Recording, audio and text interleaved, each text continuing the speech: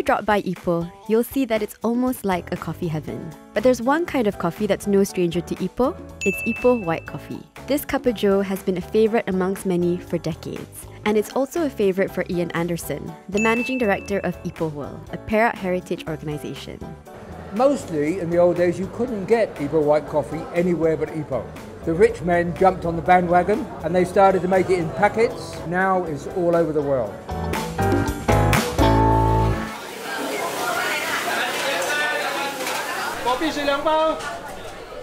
Coffee history in Perak goes all the way back to the 1840s when it was first planted in the state. Before Ipoh White Coffee, the coffee that was made in Malaya back then was known as kopi O, the black, strong coffee usually consumed by the Malays. However, the ethnic Chinese weren't used to the bitter taste and decided to come up with their own kind of white coffee, creamy, sweet, and aromatic.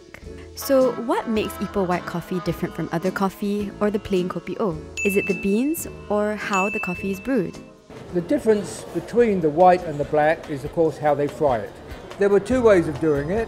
One was in a wok. The other way was they would have a big charcoal fire and a big steel plate. The beans they cook for white coffee are exactly the same beans they cook for kopi O. The difference is what they add to the beans. Now, in the case of kopi O, they add butter and sugar. That makes it sweet, but at the same time it makes it bitter. The way they make white coffee is they don't add any sugar and they fry the beans in an oil.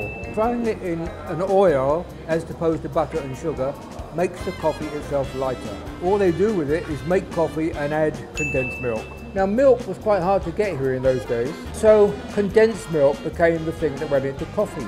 And that's where your whiteness comes from. So the question is, who started Ipoh White Coffee and why? Well, the story went that in the 1920s, a Chinese gentleman named Mr. Wong came to Ipoh to start working at a coffee shop. And he worked in that coffee shop for several years. And we know that he saved money and he bought a coffee shop.